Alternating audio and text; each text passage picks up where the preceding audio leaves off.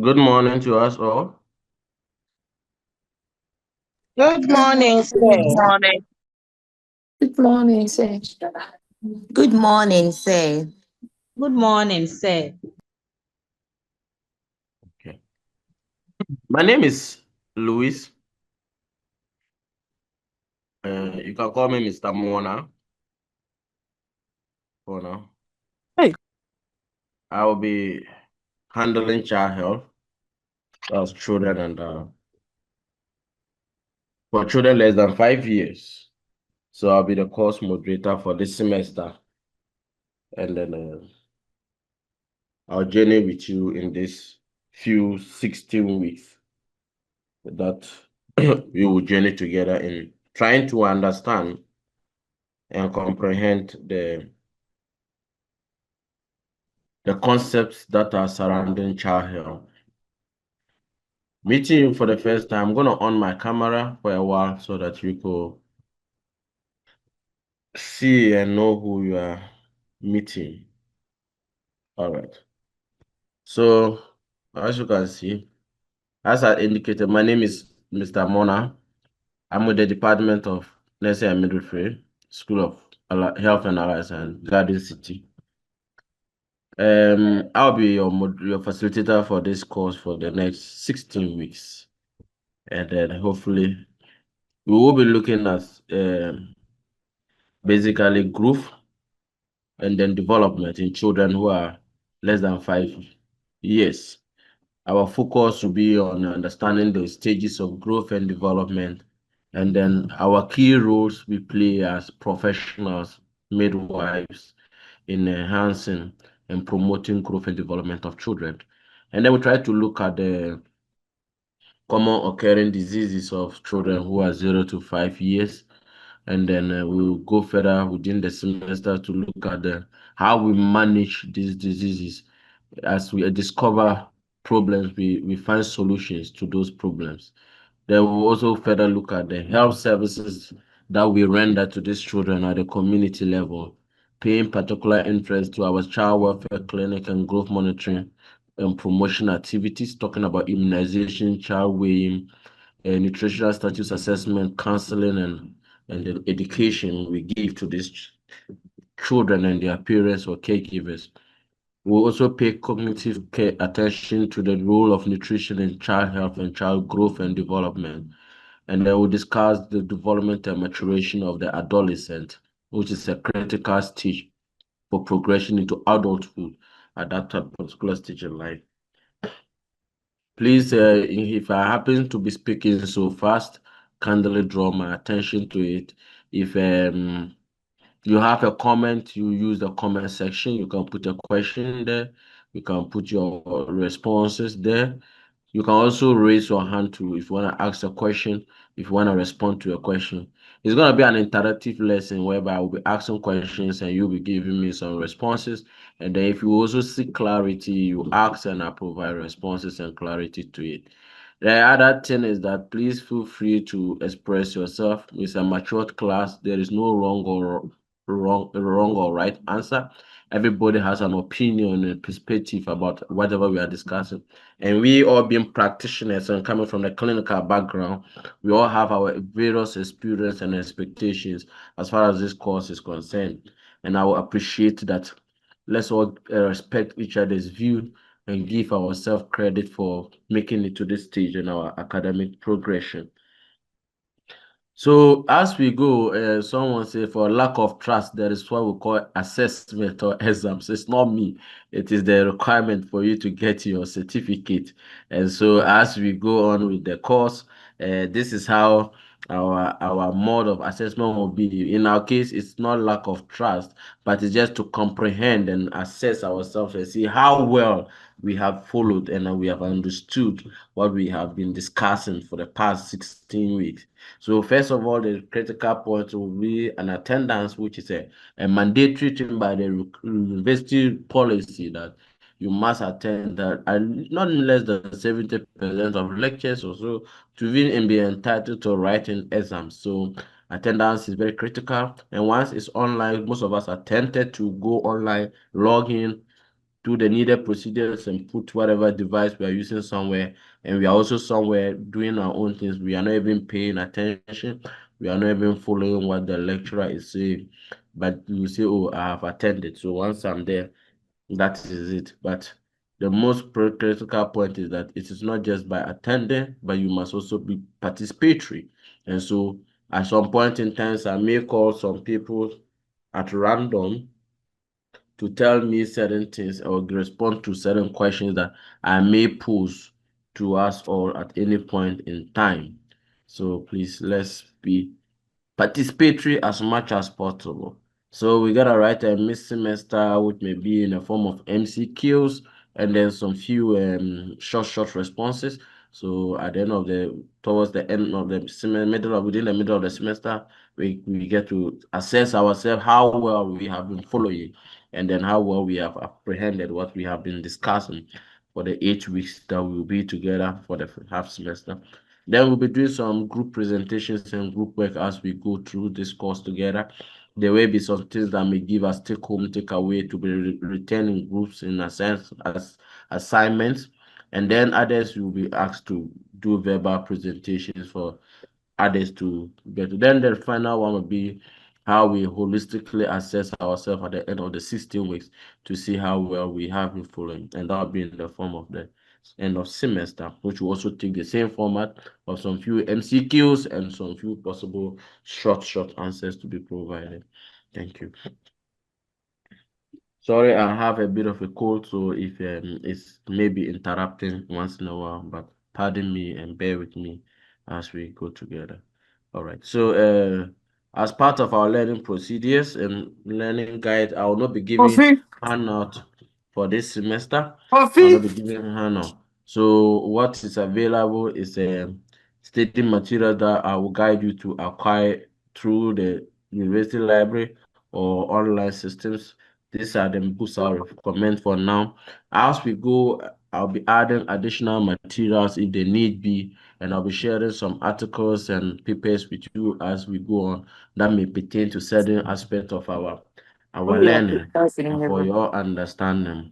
All right. Please, as we join, let's always remember that we have to keep ourselves mute and off our video to enhance quality of the presentation. Thank you.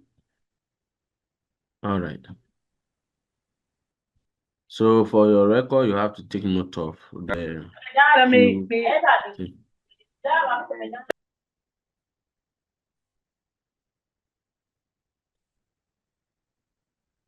So as a way of introduction, child health. What is child health? Or let me say child health nursing or pediatric nursing. When we talk about child health or pediatric nursing, what are we talking about? It's a course we are running. And then, so what comes to your mind when you were given the course child health as a course for the semester? What were your thoughts about it? If anybody can feel free to respond to this. I may just mention some people at random if they need be. Yes. So okay. Esther Akurugu Esther, can you tell me what you know about child health nursing or pediatric nursing? Child health nursing or pediatric nursing. Akurugu Esther, if you are following me, as I earlier on indicated.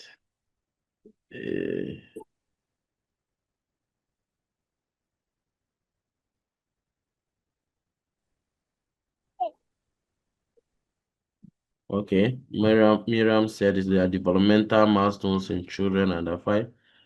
That's his understanding of child health. Okay.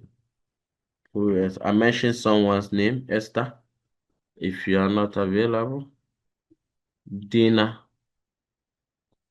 Sir, Dina, yes. sir, please, a child health is a systematic development of a child from 0 to 5 years. Okay.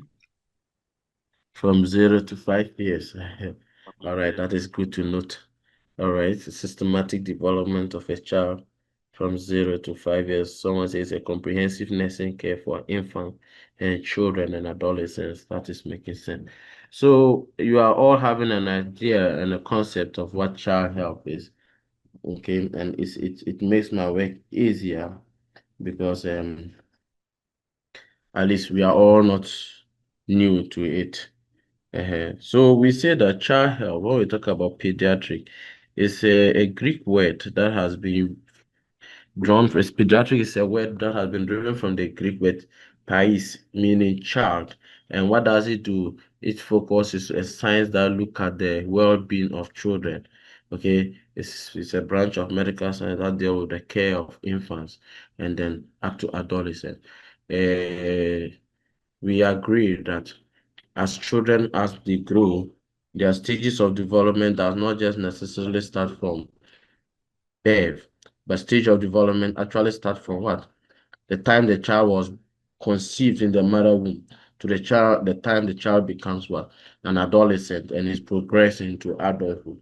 So we say that pediatric is a branch that looks at from conception to adolescence. And that's why we have what the maternal and child health unit in big hospitals that encompasses ONG, then pediatric, emergency, pediatric care.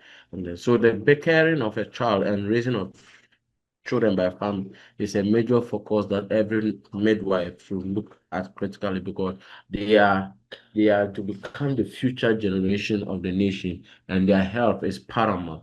And then for we as professionals, we are challenged daily by our professional code and ethics and our knowledge to guide parents to achieve this goals or development for their children. So as a midwife, our focus is on to promote healthy growth and development of the child. That is why those of us who are the antenatal clinic will pay key attention to these pregnant women when they come by monitoring their development and their stages of growth. That is from conception to the time the child is being born.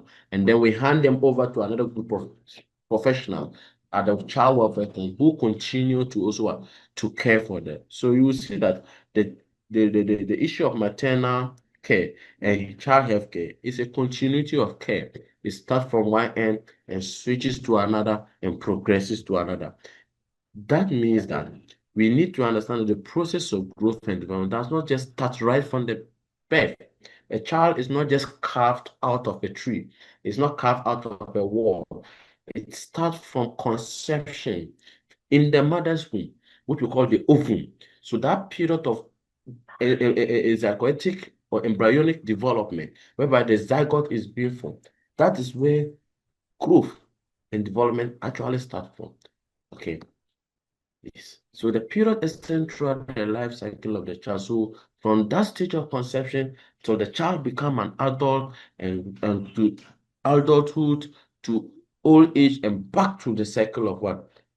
His creator. The whole period is what we call child growth and development. We have learned that promotion of health and care at these children depends on we as professionals, our understanding of what growth and development is and what it entails and what it's expected of we, the professionals. I hope I'm not too fast. Can you hear me? And is the pace okay? Yes, please. Yes, sir. Okay. So can someone tell me in brief summary what the person understand by growth and development? When we say child growth and child development, are we referring to the same thing? Are they the same? Are they different? If they are different, what is child growth? What is child growth and what is child development? If they are different, what are they? If they are the same, can someone enlighten me what the two means to his or her understanding? Higa Badu, if you are following me, can you tell me what you understand by child health and development? A child growth and development. Higa, if you are following me. Say.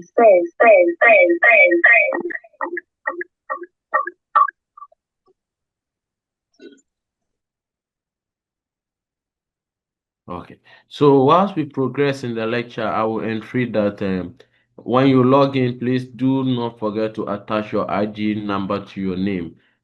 People are logging in without their ID numbers, just their name, and some are using your phone,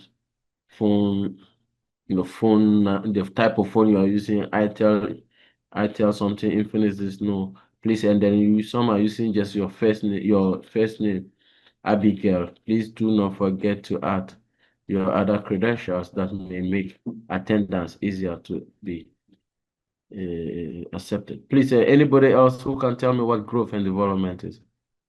Please. Say. Yes, Dina. Say, Yes.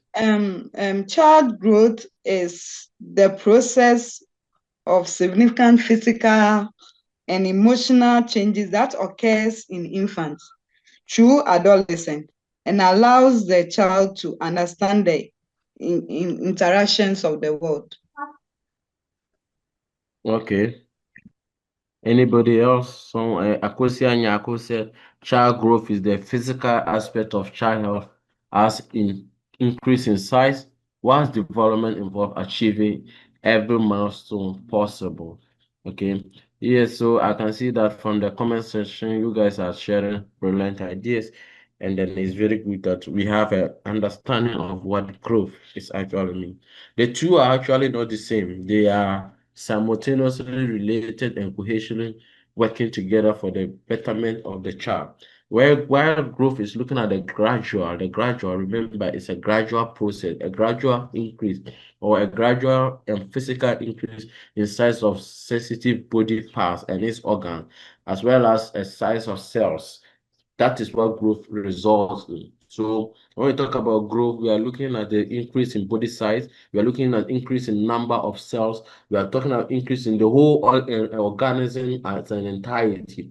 And so therefore, we popularly say growth is a quantitative measure of progress of life in terms of physical appearances and physical manifestation of the body structure. So you can see the person, you can see a change in height, you can see change in weight, you can see change in body size, you can see cells multiplication by looking under them and the specialized organ. And this is what growth it entails. So because we have basically growth have the two dimensions of either being increase in cell number and increase in size. So a child may grow well in health if he is well nourished, okay? And there's a limited amount of illness and the right environment for a child not to grow. Now let's remember that children who are growing can grow well depending on certain environmental conditions that are either met or not met. And some of them are what I have mentioned, well, that because of how the child is well nourished, because of the health status of the child, because of the environmental factors, a child may grow well or may not. If these are not met, and it can impede the growth of the child and can be exhibited by other conditional outcomes such as malnutrition and nutritional deficiencies in its advanced stages, micronutrient deficiencies. Sorry. Now, growth can be assessed by measuring a lot of parameters. You can assess growth by measuring weight. You can assess growth by measuring height. You can assess growth by using the body mass index, whereby you have a quantitative variable to help you ascertain that this person is actually growing or not. And that is why we have what we call the body mass index. We have nutritional status assessment, where we take the weight, we take the height, we take the waist circumference, we take all this is to enable us to measure the increase in size of the organs and the body structure of the person to help us determine whether growth is taking place or not. For example, at birth, a child can weigh about 2.3 or 2.5. Let me use the recommended weight, 2.5 up to 3.5 kg. And there's a preliminary loss of weight during the 10 days after birth, which is be due to adjustment. So after within the first 10 days, a child, some are anticipated to experience some magnitude of small negligible weight loss. But this can become more hampered if there's inadequate feeding and digestive issues. But after the first 10 days of life, this infant is expected to gain about 30 grams of body weight, paid 30 grams body weight per day. And if all the factors are ideal, which I already spoke about, absence of illness or disease, good health status, good nutrition, and then a conducive a conducive environment, at the age of 6 months, the weight of the child is expected to double, and that is weight. You could see that's growth. You are seeing it increase in size, and at 1 year, the weight should be triple the birth weight. Okay, are you following? So after 1 year, the growth of a child does not slow down, and the weight will be 2.5 kg every year. This is growth. This is increasing. Remember, I said increasing. So that is growth. So you could see that it's increasing. But the moment it takes a reverse angle, then it is no more growth. Because the way the child's weight starts reducing, then it becomes what? Loss in weight and growth stagnation.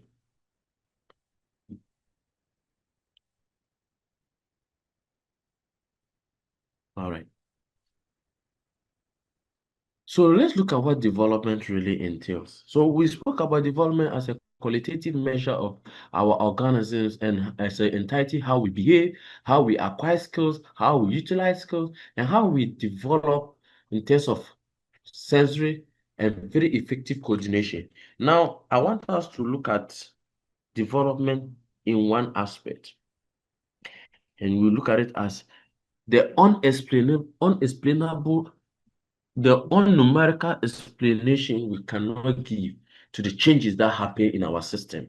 We grow, we are developing, your IQ level becomes sharp, your body become, cold or hot. You can't attribute this to this. You are developing, you were using books to learn, now you're using computer. It's a new acquisition of skill. So we say that what development is a continuous process through which physical, emotional, and intellectual changes do occur.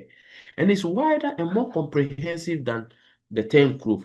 But you see, development can happen in the absence of growth. So you can develop without necessarily increasing in height, without necessarily increasing in weight, without necessarily just growing. But as you grow, when you get to some stage of your life, growth stagnates, but development progresses. And depending on the environmental factors surrounding you, coupled with your nature, your genotype, the influence how the development will be like. And this is what we talk about when we say what there's a rapid development in some people, and we have a gradual development in people.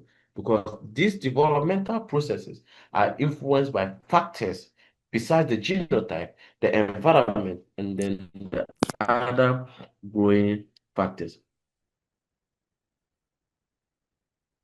All right. So for every development to occur, we say there must be a functional maturation in the human system. And when we talk about functional maturation, we are just referring to a sequential characteristic of biological growth. That means it happens inside the biological system, not physically realistic to you for you to see. You cannot see IQ level. Or someone can see IQ level. Is there someone here who can see IQ level? You can't see IQ level. You can't see skills. You can only experience it. For example, if I tell you I know how to, I have the skill to do to repair to operate this computer.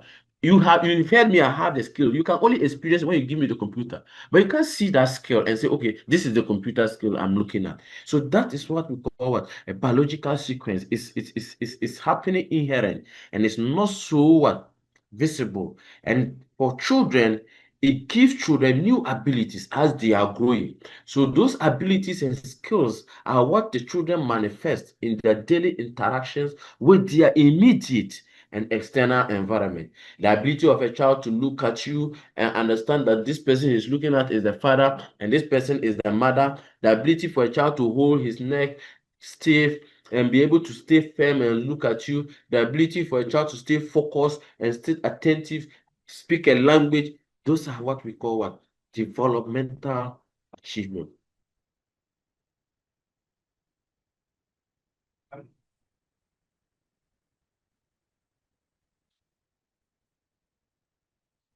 Oh, okay. Thank you. I'm fast, eh? Sorry. Mhm. All right. So let's continue. So for every life, we always say there are basic principles. So for every concept of life, it also has its what? Principles. And so is development. So development as a process also have its principles. And we call them what? The principles forward. A lifelong and change in the individual, meaning it's a continuity process. It's a life. It takes you to your grave, if I may use that word. It doesn't change as it happens. It keeps happening. So it's a lifelong process. You keep developing depending on the environment and the place you find yourself. You keep developing. And we said our development is multi-directional, depending on how you find, how you want to do certain things and where you find yourself. They influence the areas of your life that should be developed. So meaning that you may today not have a skill to do something, but tomorrow when you find yourself in that ability, in that capacity to do that act, for example, you might be a CHO who cannot conduct a delivery. But once you find yourself in the maternity, you have to develop the skill to deliver a baby from the mother. So that is how development is. It's multi-directional. It can change direction at any point in time based on the needs of the individual. Then we talk of multi-dimensional, where we say that what we change across three general domains. So every human being, as you grow, these three things changes in you, and we call them what? The domains of change or growth. Let me use that word. The domain of growth and development. And those domains are the physical domain, the cognitive domain, and the social emotional domain. We'll look at them one after the other as we go into details. So within this domain, these three domains, even there's a fourth one, which we call the mental or intellectual domain of what? Growth and development. So these domains influence each other across the various domain, the aspect of your life. So at every stage of the child life, the life is being influenced by all these four domains. And a child who is at infancy, progressing to the next stage, will definitely have these dimensional milestones exhibited. At least he will develop a physical milestone, he will develop a cognitive milestone, he will develop a social and emotional milestone, and he will develop a mental and intellectual milestone or social milestone.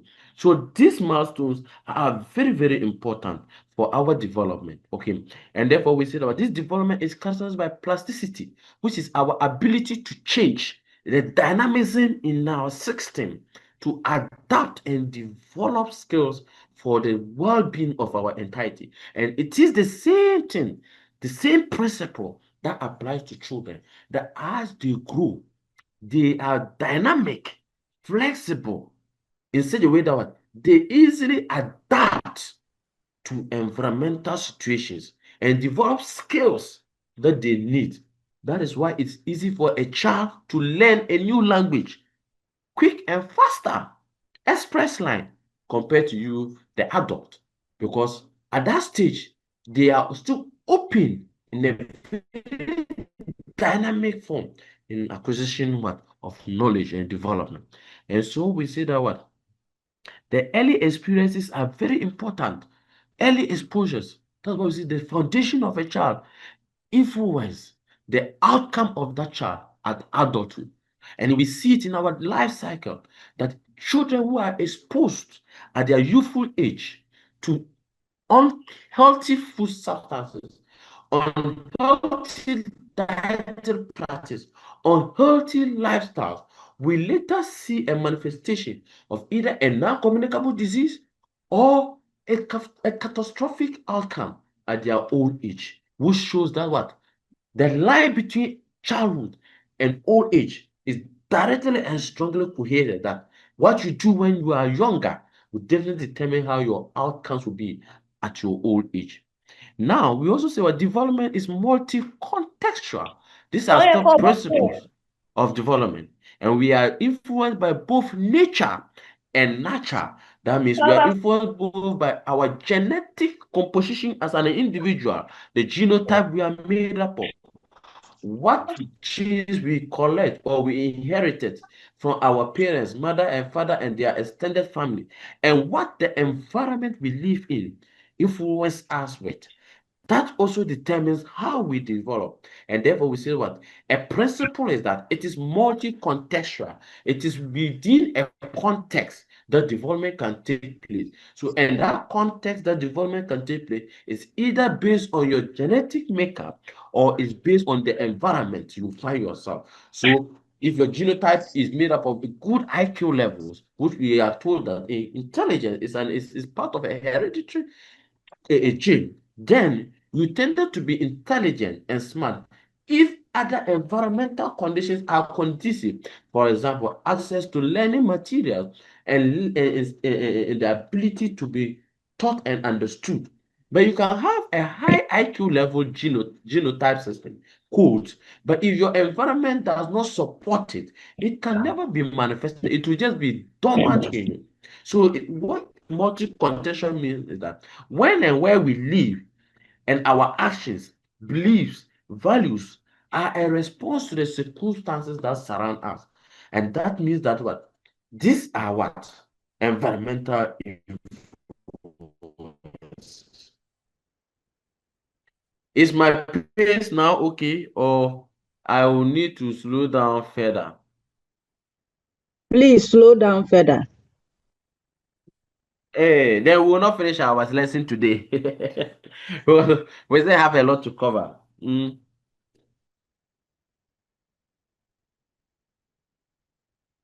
All right.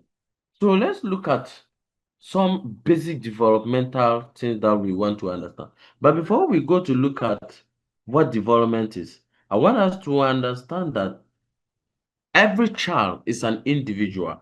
And when I say every child is an individual, what do I mean? What I mean is that each pregnancy is unique in presentation, and so is the outcome of the manifestations of that pregnancy.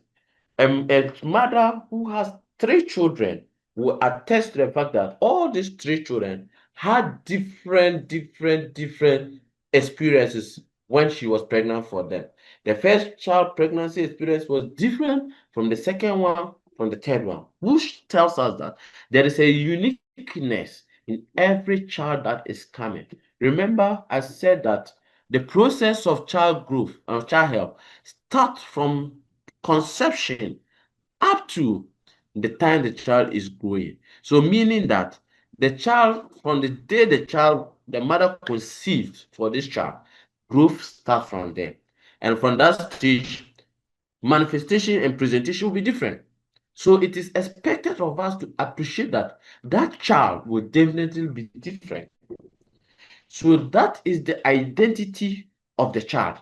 That is the uniqueness of that child, meaning that each child is unique in his personality because his pregnancy is different. And as the child was born, circumstances surrounding the birth of that child will definitely make his neuromuscular activities appreciated by his genotype and then the environment in which he or she harmonize herself with. So you see, the point I'm trying to make here is that there are traits in children that make them unique. And these traits come from our family and the environment and its cultural settings. And for that reason, we need to recognize that there is individuality in our holistic midwifery care. That we do not conclude that once child A is this, child B should also be that because they are all children who are within the same age range. No. But we should appreciate that the processes child A mother went through to give birth to child A is different from the processes child B mother went to give birth to child B. And therefore, the 2 children will not be the same. I have been reliably informed, for example, that a CS child is having a sharper brain than a VG child. So a child that is VD, vaginal delivery, will end up having lower IQ because the head man has been squeezed and reset before the child comes out. But the CS, the child is brought out with a head whole, no stress, nothing. And they say that child has more IQ the one that went through a vaginal delivery. I don't know. I'm here to one day come across a study that will talk about it. But I mean, this is one philosophy that people are hypothesis that people are hypothesizing for future research. And once you are in the profession, you may even know better that depending on how a child was born, there are certain privileges and circumstances that surround that child, meaning that every child is unique. And I want us to put this in our mind as we go through this course of child health, that there is a unity of every child. And what we'll be talking about will be the general standard protocols, the general acceptable patterns. But that doesn't mean they'll be applicable to all children. There will be a bit of variation when it comes to each and every child. And that is the uniqueness or the individuality of the child. Okay.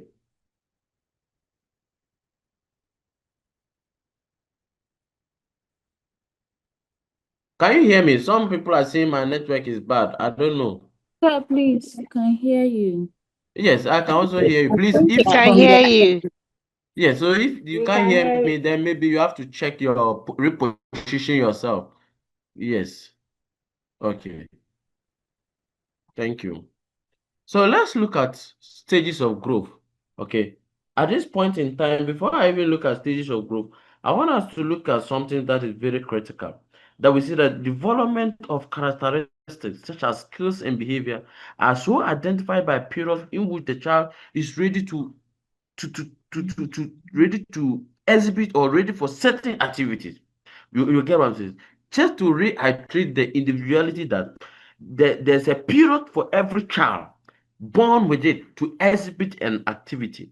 And for that reason, all we have to do as caregivers and health professionals is to guide these children to achieve this standard. Okay. All right. So let's look at child growth. We know child growth have stages. Okay. There are a lot of stages based on where you are reading your literature from.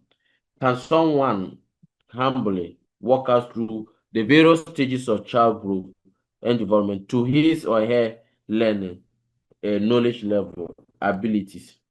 What do you understand? What are the stages of child growth to our understanding? Uh,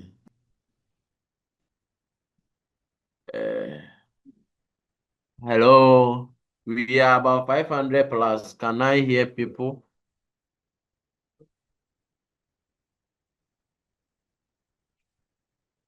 Hello, anybody telling me, sharing with me what he or she understand by? Yes, Gloria. Yes. Yeah, so we have the postnatal stage. That's from birth to 7 days. We have the neonatal stage. That's also from birth to 28 days. And we have the infant stage. That's a month to 12 years, 12 months. We have the toddler, I think from a year to 5 years. Then the early childhood. Then we have the middle childhood. Yes. Thank All you. right. Thank you too. Thank you. I appreciate your response. Anybody with a difference? Irony? Anybody?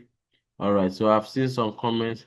Now, remember when I started my lecture, I made mention that growth and the child health or child growth does not start right from a point, but it's a continuity of care process whereby it starts from the maternal conception stage till the time the child is adult. So I expect growth periods to be both at the maternal stage and then when the child is born. But basically, we focus more on when the child is born because that is what we see physically. without much difficulty, because the other components of growth which happens within the maternal environment are not visible to everyone. So, for example, the ovum, within the ovum, there's conception to 2 weeks, is what we call the ovum stage. The ovum stage, the baby, the eggs are still, trying to identify themselves to come together to form an embryo. Okay, and then we have the embryonic life, which is from the 2 weeks to 12 weeks of intrauterine life. Okay, and then the fetal life, which is from 3 weeks, then up to what? The life of birth. So these three components are what happen within the maternal environment: the ovum, the embryo, and then the fetal life. This critically play a role within the maternal environment. Now, beyond the maternal environment, what we easily see is what the first one is: the perinatal stage, whereby the child spends his first 7 days of life, and we call that one the perinatal stage. And at this stage, we are paying key attention to sensitive aspects of the child in terms of what? Cognitive development, in order to prevent negative outcomes. And then we also talk about the neonate on the newborn, which is spent the first 28 days of his life. And so that when the child is ill at the OPT and they do triage, they are able to segregate and say, okay, because you are this number of days old, you go to NUCUM, and you being this number of months old, you go to the pediatric ward. Hello, please, can we mute ourselves?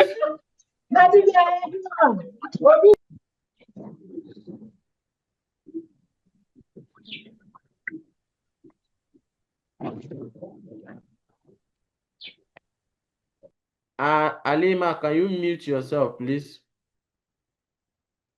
Okay, thank you. So, beyond the neonatal stage, we also have the infant stage. The infant, which is from the 28 days as soon as the child exits his neonatal stage till the child becomes what, 1 year. It's an infantile stage. But most often we add the toddler stage, which is from this 12 months till the child is what, 3 years old. Now, in general practice, we combine these stages together to form what we call what? The infantile stage of the child. The prenatal, the neonatal, the infant, and the toddler. We call them the what? The infantile stage of the child. That is the infancy stage of the child, where he develops basic coordination and skills, such as there's a rapid growth, as I earlier on said, 30 grams per day at between the ages of 0 to 2 weeks. Then after 6 months, he's doubling. Then after 12 months, he's gaining about 2.5 kg every month. And these are very critical components that we expect, or milestones that we expect these children to exhibit as they grow. Now, beyond that, when they get to the early childhood, which is the preschool age, which we call 3 to 6 years, they begin to socialize and interact with people. And that is the time you find them very playful. Of late, we send children to school very early. By 6 months, depending on where you find yourself, they are off to school.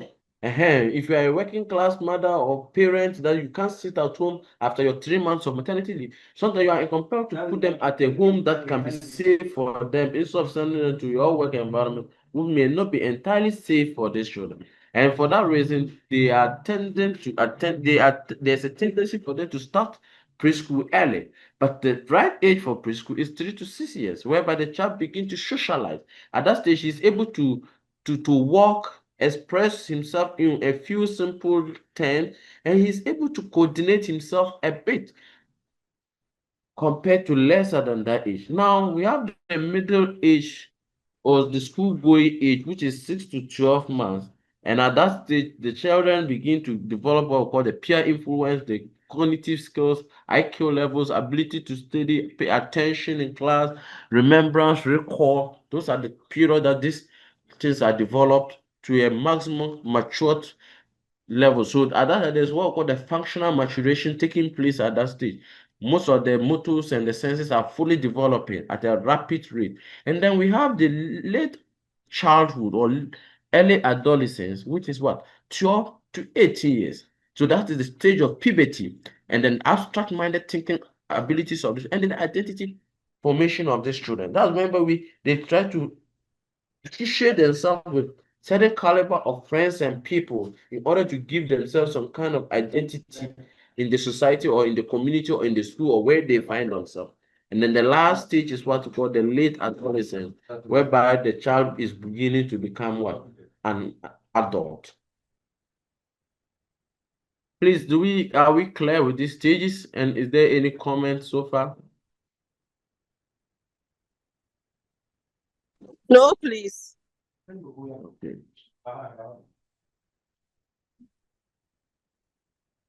So you remember when we were talking about development, when I was talking about the principles of development, I spoke about the 3 domains of development, or let me say the 4 domains of what? Development. And I said one of the critical one was what? The physical, the cognitive, the social, and the emotional domain. For this development, they are very fundamental that every child that is growing up will definitely undergo these stages or these processes. So it is for the emotional development, we see that it deals with the child's feeling and is connected to the what? To the intellectual abilities of the child. So how the child feels definitely influence how the child thinks. So there is a connection between the emotion and then the cognitive of the child.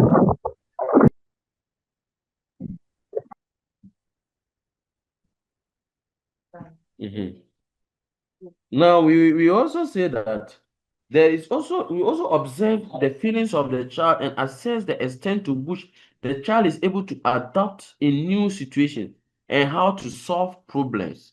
So that is the emotional development of the ability of the child to adapt himself to the environment he finds himself. And then we say that the children should be able to deal with the inner feelings, okay, personality, self-identity. They should be able to deal with their inner feelings depending on their hereditary and the age sensitivity, and then the knowledge and their educational background. So we have some factors that affect emotional development. And one of them is that when the children grow in a very quarreling environment, whereby couples quarrels a lot. So children that grows up in their environment that is a violent environment, it makes the child unhappy and then can affect the child emotional development. Then we talk about lack of parental love. So children who lack love, who lack parents' love, TLC, tender loving care, okay, out of a result of what? Either divorce or separation. So these children cannot enjoy, or even death, they cannot enjoy the love of the two parents, which is common with we who sometimes are working. The father is working somewhere, the mother is working somewhere. If you don't make strategic efforts to meet the needs of this child will become emotionally divided. And you conclude that one parent likes him and another parent what? Doesn't like him or her. Now, we should also note that as professionals, poor family life in terms of socioeconomic factors affects how a child develops. Emotion. If a child's parents are poor and are not able to provide the basic needs of the child, you realize that that child with developmental milestone will begin to depreciate. The child become dull because after all, when I ask my parents for this, I don't get. So emotionally, the children become down. And that's why sometimes, especially homes that can afford, they try to meet the basic needs. I use the word basic needs of the child, which is fundamental. We will look at the needs of the child as we go forward. And as practitioners, we must let our mothers understand these factors and understand how they affect the child. Because it is lack of the knowledge of this that makes it very difficult for them to appreciate that they have a key role to play in the upbringing of their children. The only thing that will just give the child food, feed him, breastfeed him, give him food, manage money, give him plenty food, let him eat. No, beyond the food, beyond the feeding, these emotional factors are very crucial. And I want to also talk about the other significant social factor that we say that at infancy, there is a concept of wrong of right, but then children develop their faith of the basic trust and mistrust within their parents. Children get to know the word trust first from their parents. And let me use this as an example. parents and siblings from 0 to 1 years. Look, the children learn faster and socialize more if they have siblings who are within their age brackets, and they build trust from these little ones. Okay, and it is saying this trust they transcend into the society they find themselves in. You get the point. And so therefore we say that what in every society, in every domain we find ourselves, we need very important, we need to let our people understand that their children growth and development is boiling down on them. Okay, then we talk of social development. Okay, when we and the social development, we are talking about the primary social development and then the secondary social development. So the secondary social development has to do with the external environment, the media, the school, the community, television, radio. And the primary social development has to talk about what? The child's immediate environment, the parents, the nuclear family, the immediate environment where the child is accommodated. And that domain is very sensitive because it is important that the child goes through these stages because it will broaden the knowledge of the child about the community he's about to enter into. And before the child can socialize and grow well, they should be able to speak and not only speak, but communicate in a language that is being understood by the community he finds himself. And so the skill of language acquisition comes from the family. And it's a very key component and the cognitive development that the child learns how to speak and recall what he's been taught at home and what he sees at the environment outside. He tries to draw a link between them to understand the kind of environment he finds himself.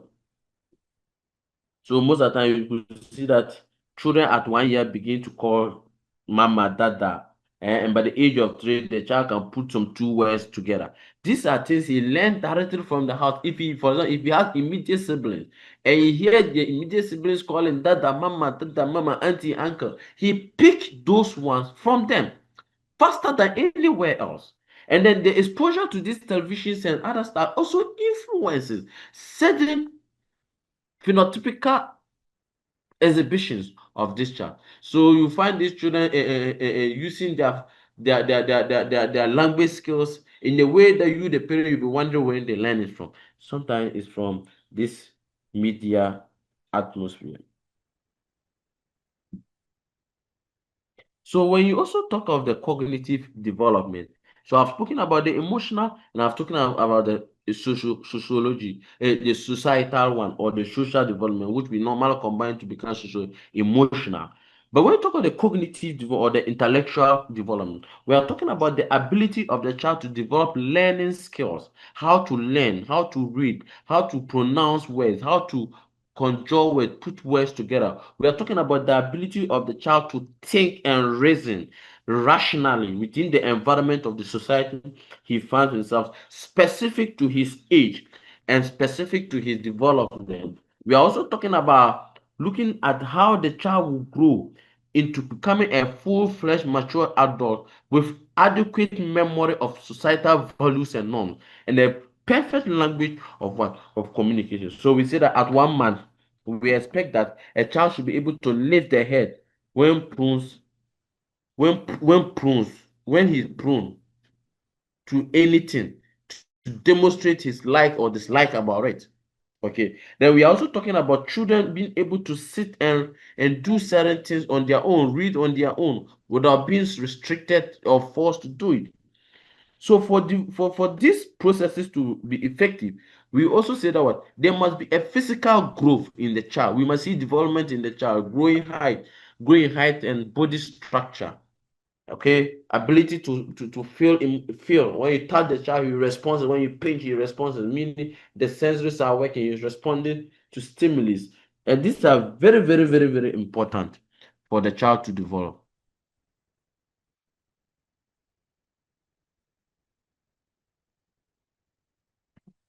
All right.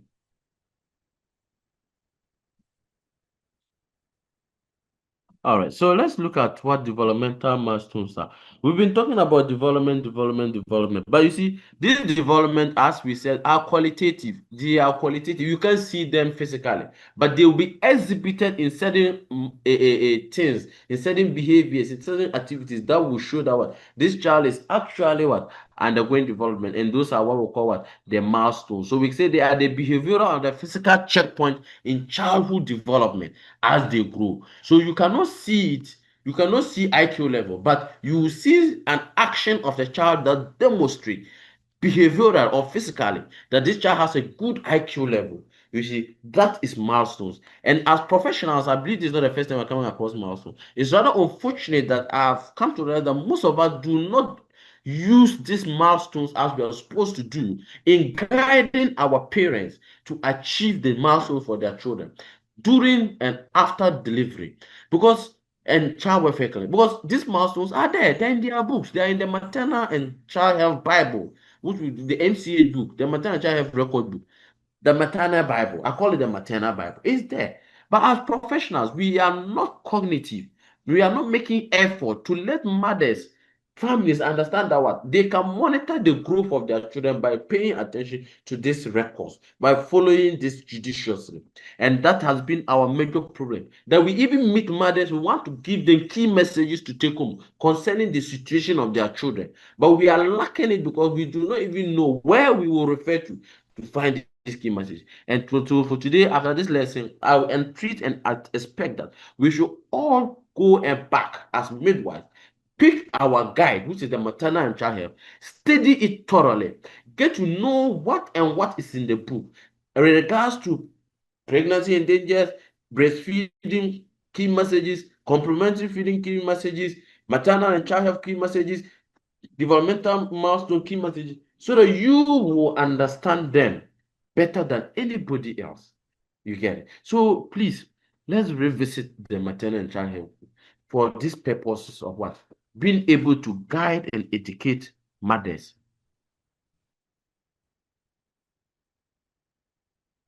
All right.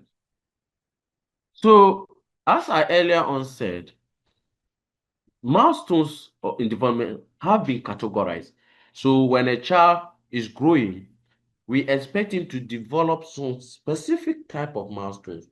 And this specific type of milestone, which can be encompassed into rolling over, crawling, walking, talking, are all considered milestones. But the milestones are different for each age range, and they have been divided into core parts of the child's development. And these core parts are what we call the motor milestone, the sensory milestone, the communication milestone, and the feeding milestones. These four categories of milestones are very, very important, and they must all occur at every stage of the child to progress to the next stage. So, for example, a child who is less than 3 months, a child who is less than 3 months old will experience a motor coordinated milestone development, will experience sensory coordinated milestone development, will experience some communication milestone development, and will also experience some feeding milestone development. The achievement of all these four different milestones will come as a holistic improvement in the developmental status of the child. But until a child receives or develop each one of them, that child will not holistically develop or achieve a milestone. Key to them is the ability of the child to develop what we call the feeding milestone. If the child forfeit or fail in achieving the feeding milestone, this will significantly affect the communication milestone, the sensory milestone, and the motor milestone. And if a child fails to achieve a motor milestone, it will also affect the ability of the child to feed, because if he has a musculoskeletal deformity that he cannot control the muscles of his tongue and other things, then he cannot swallow or eat. The reflexes will be down. And in that case, the child will have what we call another communication milestone lacking behind. So you see that all these four milestones must interrelate and occur simultaneously or one with the other for the effective and complete development of the child. Is that clear? So you will see that if you pick every child at every stage of life of the child, be it 1 month, be it 3 months, be it 6 months, be it 9 months, a child is expected to achieve these 4 milestones at that stage in life. So, for example, let me give you an example. So, this picture we are all familiar with. If we are not, this is coming from the maternal and child health record book, the back of the last page of the maternal, which talks about child developmental milestone at every stage and the expected input from the caregivers of these children. Now, you will agree that at 1 month, every child is able to lift the head, okay, and look straight into the eye or stare at the mother, or is able to utter some amount of sound and smile back. But you see, this does not come on a silver platter. It is our responsibility to let the parents understand that before your child achieves this target, we should provide them with the conducive environment by playing and communicating with these children. We should learn to smile and laugh with these children. We should learn to talk to these children, even though we presume they don't understand, but speak to them what you exactly want to communicate to them. For example, you want to feed your child. You have to, oh, come and eat food. Come and not breastfeed you. Come and suckle. You see, these are things we tell the children, and we'll do it with a smile and with a passion. And the child will look inside your eyes, stare at your face, look straight into you, the mother eyes, and know that no, my mother is breastfeeding me with care and passion. He loves what he's doing. He doesn't like breastfeeding me. His face is too rough. He has squeezed his face. So me too, I'll not also mind her. I will just be sucking, and when I'm full, I will bite her so that she will know that yes, she can't be frowning her face like that towards me. You see, that is communication. And trust me, they communicate better to us than we do to our children. Because these children of nowadays generation are advanced, I call them they are advanced generation because most of them achieve milestones earlier than before. And that is the critical point we have reached as professionals that we have to appreciate that there's an individuality in the child group, that at early stages of life, children achieve this milestone either earlier or later, depending on the other environmental and sociocultural factors that I mentioned. And so we have to let parents understand that beyond the child achieving these factors, there is a component the parent, need to play, and which is what? Play with the child. For example, at month 6 or at month 9, you are expected to encourage your child to feed. So some children, you have to give your child clean and safe objects that to play with. We will get to a portion we'll look at toys, play as something we'll look at. But you see, you need to let them know that what they are responsible for the upbringing and then the development of the child. And you, as a professional, you are responsible for guiding them and giving them the right and appropriate information and intervention at the right time for the development of the child. Are we together? Yes, sir. Yes, please. Yes, All sir. right. Yes, sir. So you see that I want us to just look at some few of them. For example, if a child is 3 to 6 months old, you see that the child is good at controlling the head. Okay, he can control his head by following objects. So if you hold a pen in front of a 3-month-old child and you send it from left to right, the child should be able to follow the pen down to where you stop, and he should stop there, be able to control the neck and the eye as well, and he should be able to play with his hands. Okay, so this is a specific milestone. Now, if a child is also at maybe, let's say, 3 years, he's actively playing and is clever in climbing and jumping steps. Those of us who have them in our houses, you will see what I'm talking about. At that age, anything called climbable is being climbed. You can shout whatever you want to shout. You climb there, you fall down, you reclimb there. It is not his or her fault. It is a milestone he has to develop. Okay, he has to learn that skill. Okay, I remember someone shared a story with us one time that a relative traveled, and then the child climbed a tree and fell down and had a cut on the leg. And then the wife called the husband to say, oh, the wife was complaining, very worried and disturbed. And then was the husband said, what is the problem? He said, oh, you see, the child has climbed on tree and has fallen and the leg has a cut. The husband said, oh, glory be to God. The wife said, how can your child have a cut? And then he said, you see, when he grew up, these are signs that he's developing. He should be able to climb things and be independent. He should be able to look for his own things and do things on his own without anybody telling him. At least now he has climbed and he has fallen. He knows that when he's climbing, he should be very cautious. But see, that is the development of a child. You cannot do without it.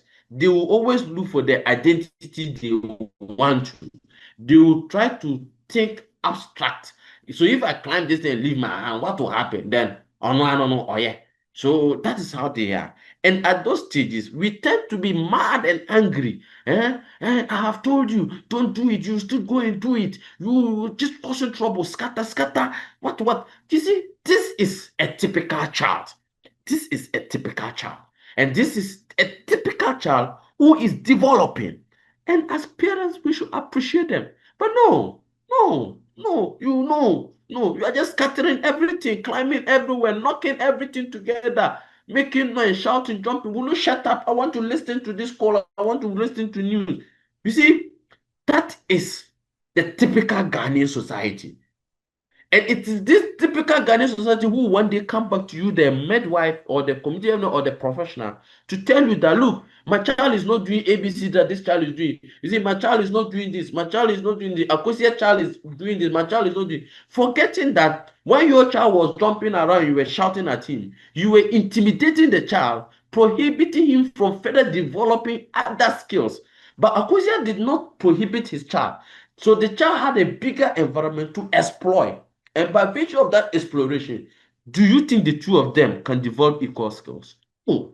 Remember we said that what development is multidimensional, it's multi-contextual. So depending on the atmosphere, it's like a blank sheet you give to the child. Write your life. So the child writes his life at the, as parents and health professionals, our duty is to guide these children to write a decent sheet. That is all. You see, so we have to be very, very, very, very, very, very, very, very careful with these children. You see, guide them and let them achieve the milestones that we want them to achieve based on what their life age tells us. Okay, so let's look at what happens if a child happens not to achieve a milestone. What do you do? I have a child. He didn't achieve his milestone. He was going up. He was doing very well. Then all of a sudden he has stopped. What do I do as a professional? A client has come to me. Oh, mommy, me a call we oh. First, but you see, these are common complaints we receive from clients in our daily practice and care. And I think the first point that we need to know is that what if every child is unique in his individuality, then their developmental milestones will not be the same across board. But the other thing is that we should also try as much as possible to seek specialist healthcare providers to help us understand the needs of these children at that particular age, why there is a delay. The delay could be actually due to disease or illness or a shortfall in one of our activities that we as professionals are supposed to do. But if we do not achieve that, then we will not be able to what? To fulfill that purpose. So as individuals and as professionals, we need to help these caregivers seek early intervention. And this early intervention will come as a result of early detection of the gap. So let's remember that every baby is different. And for that reason, every milestone will typically occur within a general age range. So it's not specific that at 3 months, the child should achieve this. At 1.5 years, your child should start climbing tables and sitting on chairs and jumping around and then doing other things that you can't even imagine.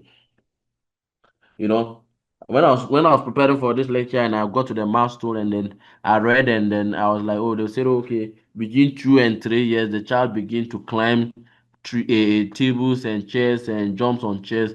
Then I look at my little girl who is just 1.5 years, who has already finished climbing all the tables in my room and my house, and has finished mounting everything that is mountable. And I'm like, what a symptom of evidence, you know. But that is how these children are, upon even climbing and falling down on the ground and having a cut on the ear to be seated. The moment he came from the hospital, he was back on that same table he fell from, and I couldn't just imagine what I was sitting and my body was doing me some way, and I was so uncomfortable. He was still laughing whilst trying to climb the table. I was like, oh, Holy Mary, save us.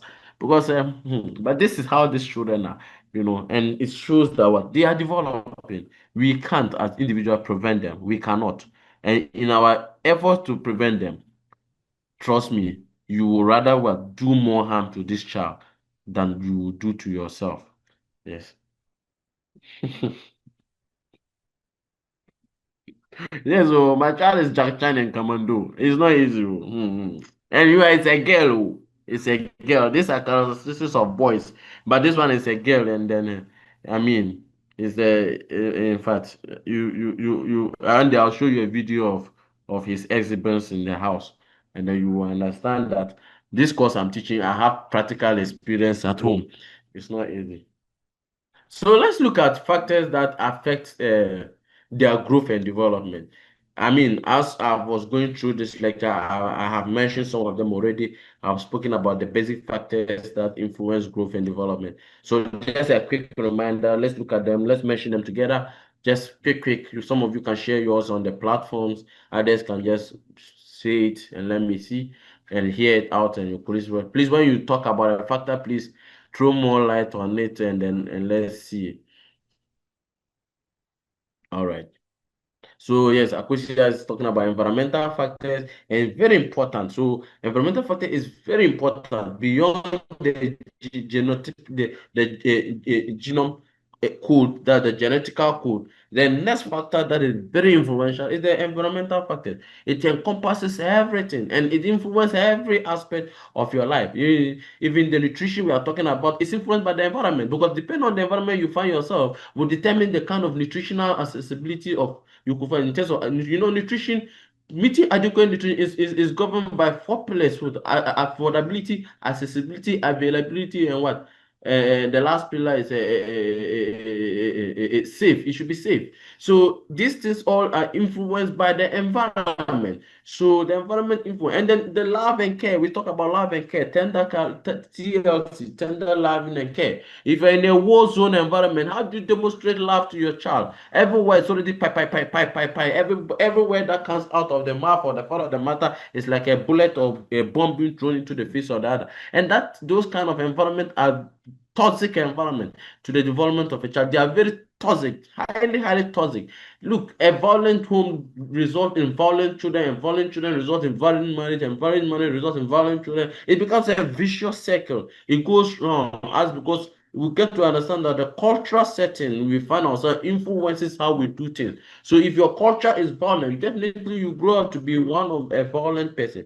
And then we talk about the socio-economic. We talk about the socio-economic, which is very fundamental. Children who come from a high level of socio-economic status may tend to be different in terms of development compared to those who are still growing up.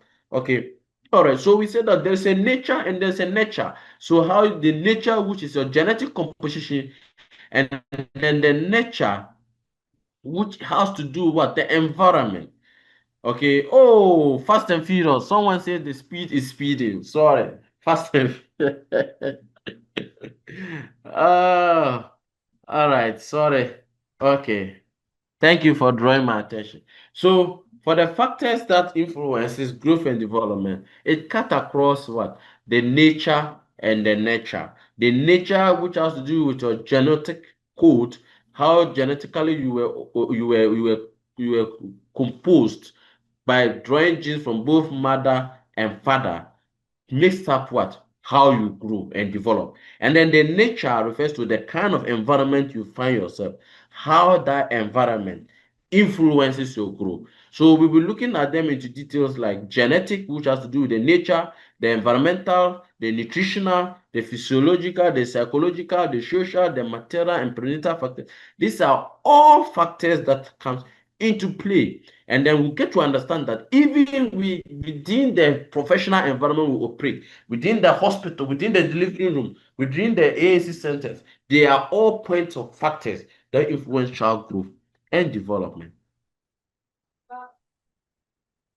Okay, so we said that what the human development is influenced by heredity.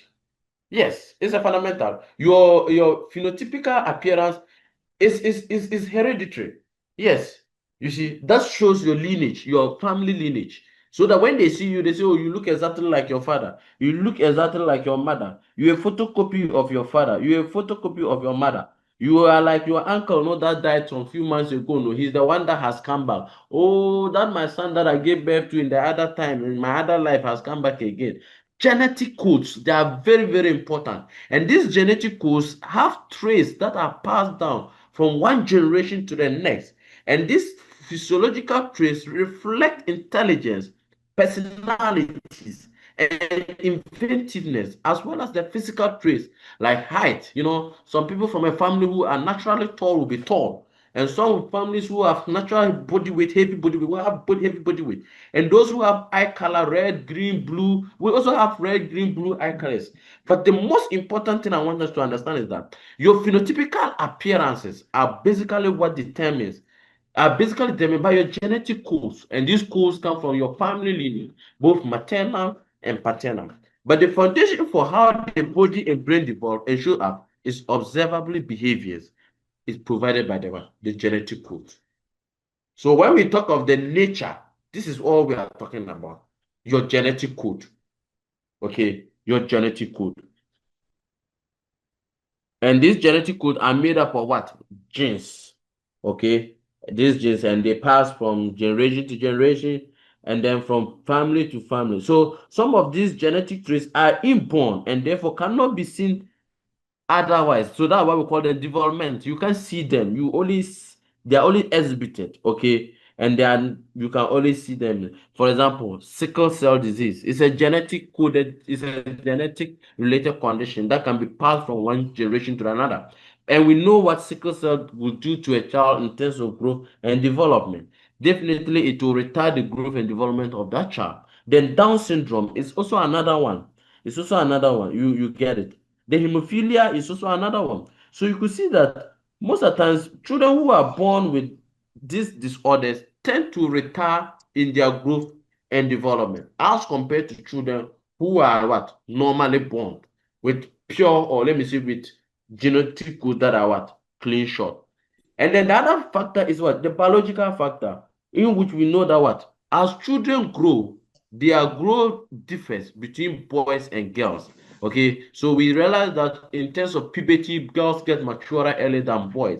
But in terms of body structuring, height, and those boys start developing heavy body muscles and faster before girls come to catch up with them. So if you are a parent or you have parents or you are a health professional, you are meeting a parent, you should let the parent know that even though you are giving birth to twins who are who one is a boy and one is a girl, as they grow and develop, they will definitely not have the same pace of growth and development because of what? Their gender variation, because of their sex status. So one is a male which has a development in terms of weight and then height, and then in terms of maturation and puberty, the girls will also outsmart the boys in that aspect.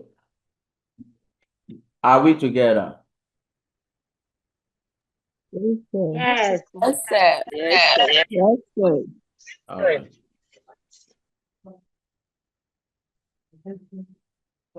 So let's look at the environmental factors. Remember when I started with the factors, I said that the environmental factors are significantly influenced by both internal and then external environment.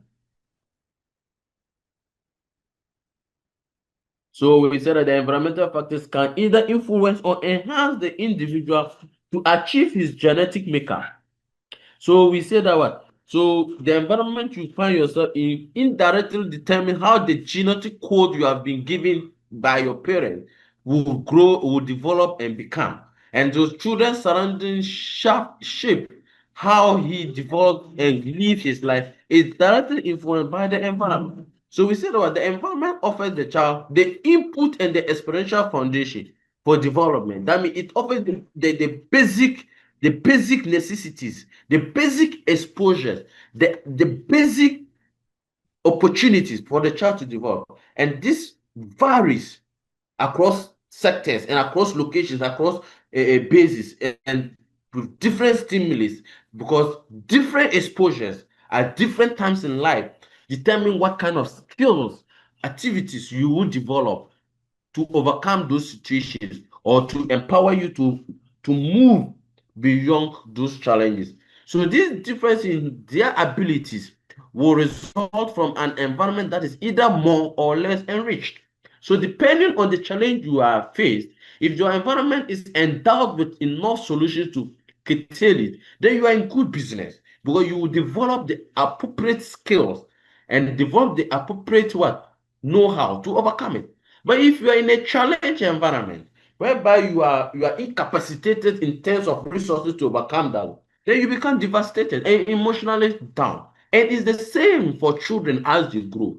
A child who finds himself in an environment that is exposed to adequacy of resources will definitely triumph as compared to a child who is lacking. Remember, we said that a child growing up in a poorer family will become emotionally distorted, unstable, imbalanced compared to a child who comes from a high socioeconomic family, because he will be provided with all what his basic needs. And so, as professionals, we need to also understand that if a younger child is exposed to certain things within the environment, it will enhance his growth and development. So you can have a good IQ genotype code in your head sitting right there, but if you're not exposed to adequate learning materials and resources, that IQ code will become redundant. You see, it will become dormant. And someone who has a low IQ, when exposed to enough and sufficient learning materials and resources, can develop enhanced IQ levels. We see them. The children who are born, sometimes the child is in a different school, is not pulling weight, it's not doing well. Then you remove that child from that school and send the child to a different school, and fire, bam, the child is doing signs and wonders, like the second coming of Jesus Christ. You see, but that tells you that what? The genotype of that child at the first stage was dormant because of the environment. But in the second stage, the genotype has found a very conducive environment, a very sweet environment to thrive, and is doing very well.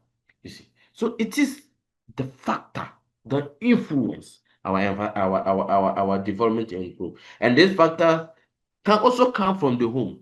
So, as I said, if you build on a self-concept and prepare for how to face the world, it starts from the home. How we groom our children so that they can be better off to face the world ahead of them. It's actually starting from we, the parents who are taking care of these children at home. So that if we enlighten our children to understand that the world outside is different from the world they live in now, they will meet the world with expectations that are within their reach. But if you made them to believe that the world is the same as it is at home, then they will meet disappointment when they get exposed to the external world.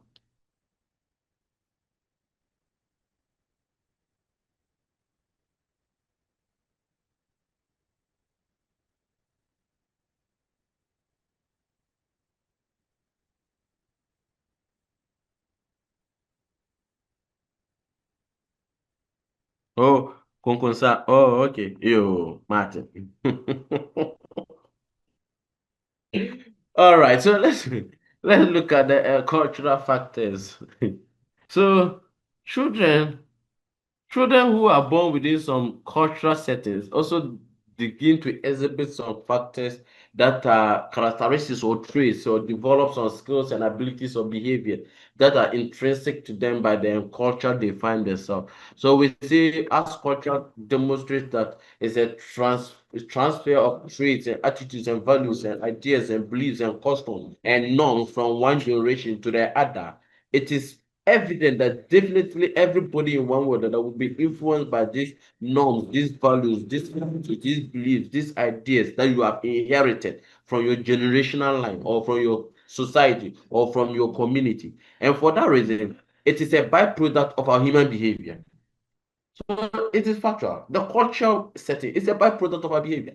If you are in a community whereby they expect you not to expose any part of your body as a human, you wear things to cover them, and that is the byproduct of the culture. So the culture is there, but you are the byproduct of the culture. You are the evidence of that culture Okay, so how someone behave is intrinsic on the culture.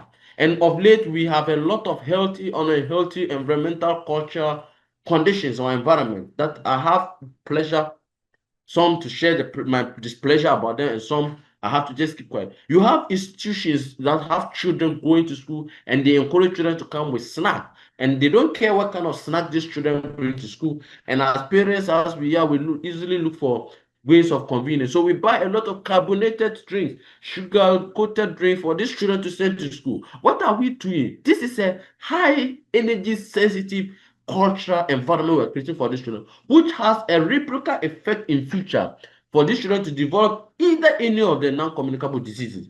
And they will not forget it, that when they get to understand that it is as a result of when they were children and they were taking ABCD that give them, then I said it will get to some time. Children will sue their parents for certain actions that they are experiencing at their adulthood because we didn't do due diligence for them when they were younger.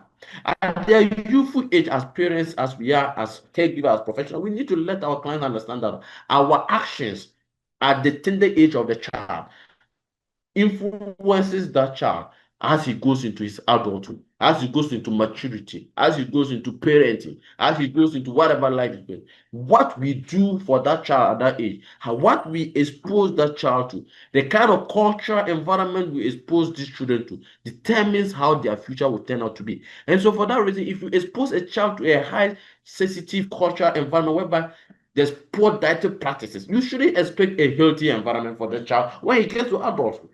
It's a surety banker. The high consumption of high fatty energy food and junk food in our society of late has become a problem. And it is an unhealthy cultural environment we are grooming, that fast food has become the norm of the day, not paying attention to what goes into this fast food and what is the impact of it. At your adulthood, fine, you have said, oh, me, I've reached my adulthood, you are eating fast food. But have you thought of what will become of this child at the adulthood stage? What will become of this child when he consumes too much fat, too much unhealthy monosodium glutamate, too much starch, too much of the Maggi and the unhealthy spices? Have you thought of what will happen to this child developing diabetes, hypertension, gout, as a result of his own, not negligence, but because of the kind of exposure we as parents expose them to based on cultural and environmental factors?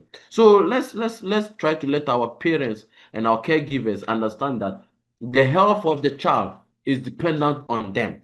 What they do at home, what they give the child, what they present the child with, determine the health and the development and the growth of that child. And I think if we do this, there are a lot of conditions in this children that are coming that we can prevent. And in a future life, we can also having a very healthy generation rather than having a very weaker generation of who some of us are foreseeing, because we are exposing our children to things that they are consuming, which are not healthy, which are not advisable, and which are not supporting their growth and their development. Now, the poor nutrition, I've spoken about it already. The maternal infection and diseases, as midwives, we know the maternal status influences the outcome of the pregnancy.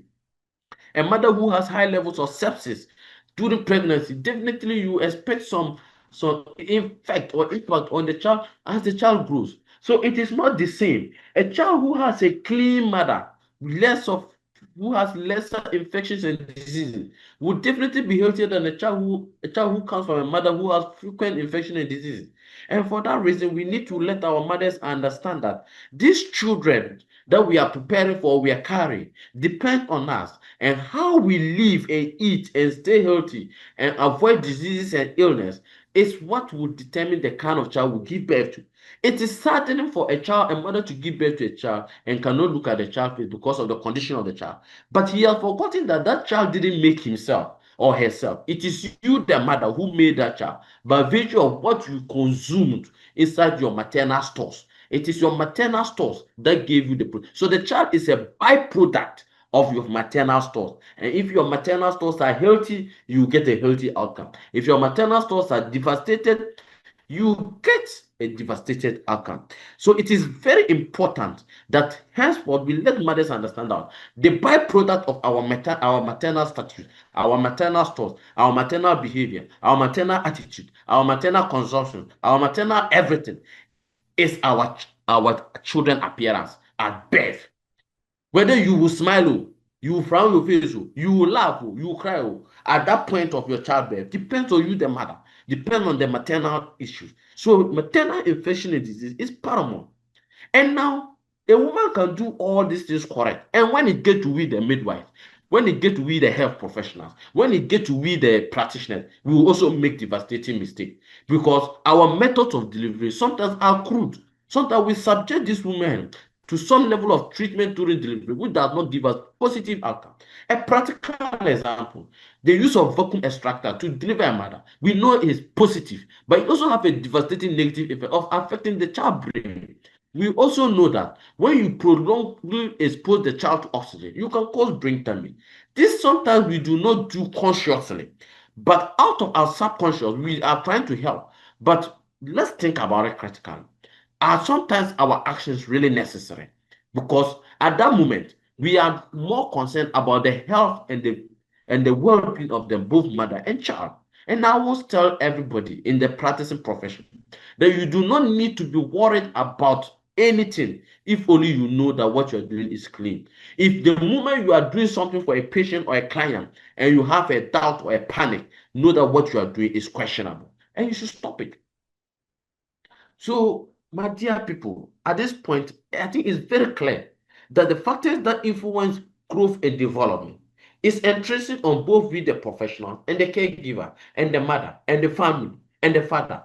You see, so that as professionals, we have our role to play. And as caregivers and expectant mothers and fathers, they also have their role to play. That at every stage of the life of the child, whether it is maternal environment, whether it is the hospital environment, whether it is the home environment, or the social or cultural environment, they all contribute to the growth and development of the child. That as professionals, we need to start identifying certain factors at our various facility level that influence growth and development that are not positive. You understand what I'm saying? Are we together? Yes. Yes. Are we together? Yes, sir. Yes, When sir. I talk Yes, sir. about maternal and child health, I'm very passionate about it because it is one of the sensitive area of life, and then it's a very passionate area for me because it entails somebody history. You are writing the history of somebody. Okay, an unborn child. As a professional, you are participating in writing the history of the child. That if that child get up one day and realize that one of his arm is not good, and they ask you what happened in your arm is like this, then he go and ask the mother, mama, what happened in my arm is like this. He say, oh, when I was giving birth to you, your whole other body came out, but your hand was left inside me, and it took the nurse a long time to come and remove it. So when it came out, it was dead. Then he say, okay, who is that nurse? Then he pick his maternal and record book and look at and see your name. You see the history you have written for this child. So in his history, life history, his hand is as a result of you. So your contribution to that child history is negative. You see, but you see, in instances you are going at even at my age, I was privileged to meet the midwife who aided my delivery.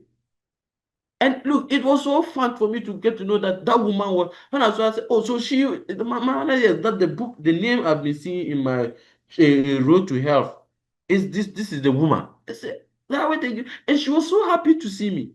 So when she asked on my professional background, I told her I was with the health center. He was like, oh, I said, so mama, this is what we have been preaching about. The joy of our work. Today you are happy to see me. Imagine you have done something wrong and I never came. My mother would have seen you and even curse you.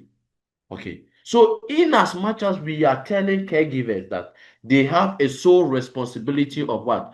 Giving out a positive outcome. Let us also, as professionals, recondition our mind that we also have a sole responsibility of ensuring that what? The baby and the mother both come out safe.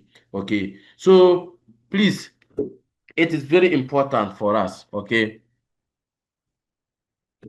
Yes, road to health way.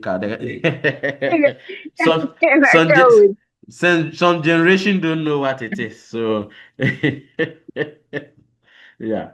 So we'll go on to look at. Do you have any question before I go on to look at the needs of the child? Do you have any question so far? Any question? So I have just less than 25 minutes to finish up. So yes, Georgina, please speak. No, sir. I'm sorry, my network took me off. I wanted to ask this earlier. When we were talking about the stages of growth, we spoke about the first stage, the perinatal. You said from birth to 7 days, and neonatal 0 to 20 days. I was a bit confused because it looks like the perinatal still falls within the neonatal. Oh, I need a Yes, so clarification there, please. yes. Prenatal is still within the neonatal stages of life. So that is why if a child is 7 months, it's 7 days old, you still go to NICU. If the child is 21 days old, you still go to NICU because neonatal is 0 to that age. It still encompasses 28 days of the lifespan. So prenatal is inclusive. Yeah, it's just how do I put it? It's a stage. So somebody will say, okay, 8 to 28 days. But we say neonatal is the first 4 weeks of the lifespan of the child. But Okay, sir. prenatal it's just specifics, but one is broader.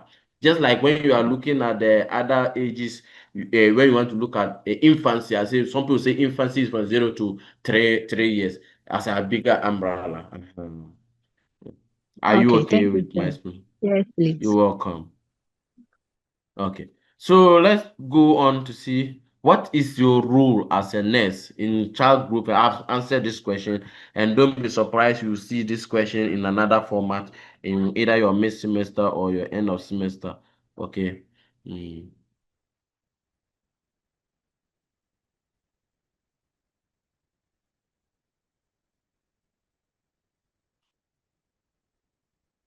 Okay, so Antoinette have shared a life testimony, and this I believe this gives her a lot of joy because of the outcome of her hard work. All right. So let's look at the basic needs of a child. Basic needs of a child. Every child, just as human as we are, have basic needs. And then for us to be successful in life, we need to meet these basic needs. Fortunately for us, a philosopher called Maslow came out with his theories of needs, whereby he said what? The needs of life can be grouped into necessary and unnecessary, primary and secondary, physiological and non-physiological. So therefore, depending on what you need at that point will determine whether it's primary or it's secondary.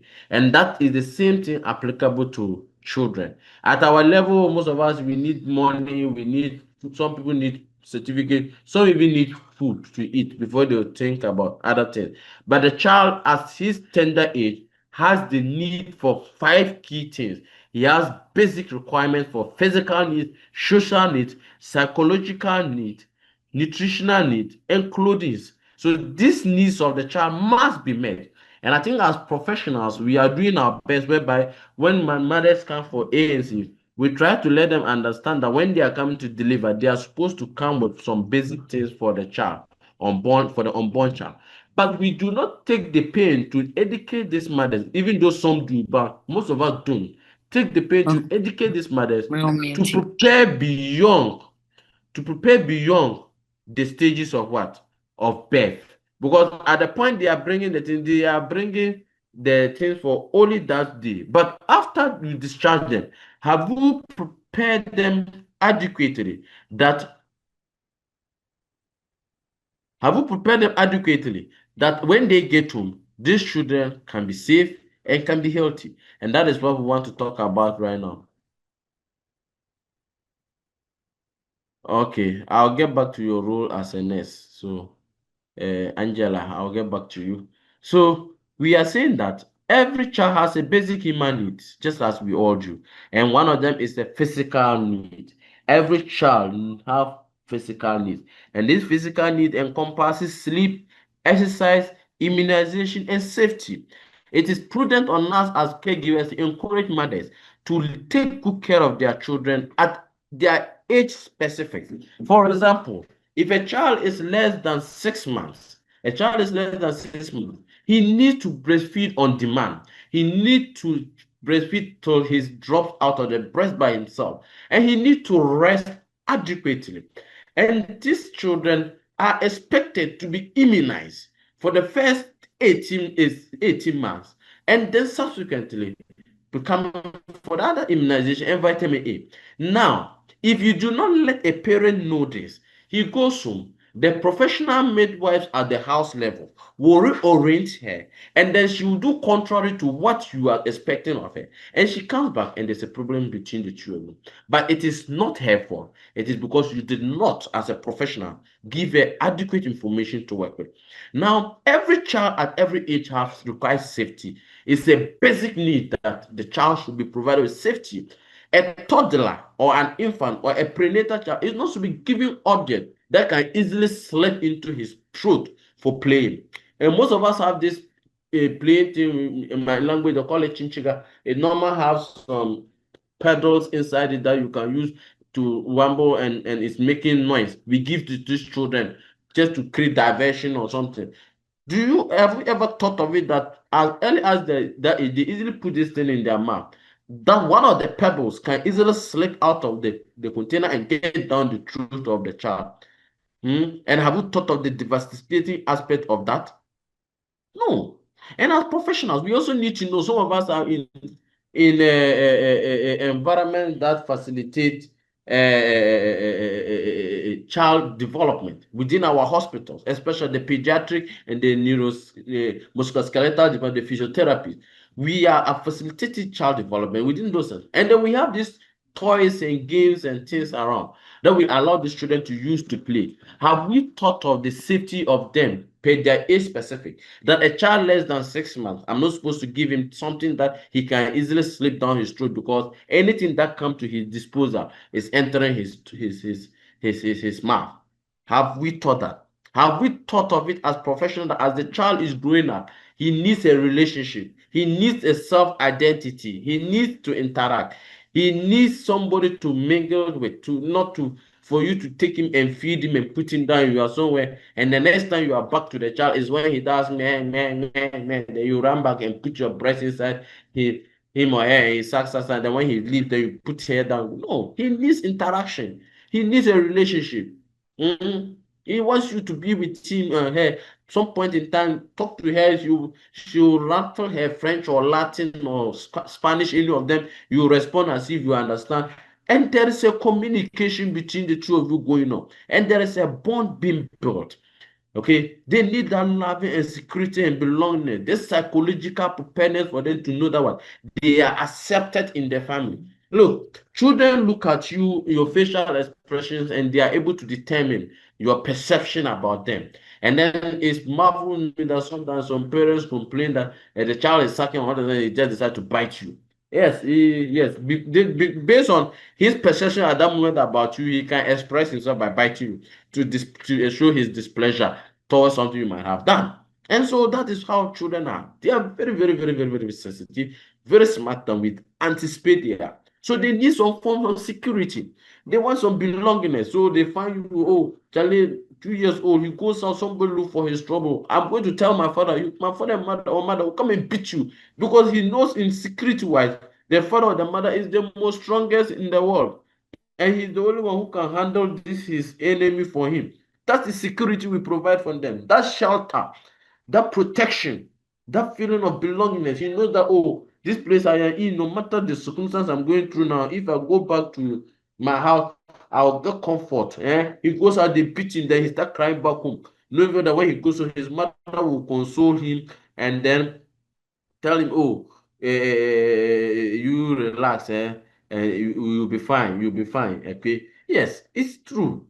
These are things parents need to give to their parents, and not to leave them to the care and the responsibility of nannies and siblings. You see, the sibling you are leaving the child to also need that care. Imagine you have a child who is 1.5 years old, and the sibling too is 4 years old.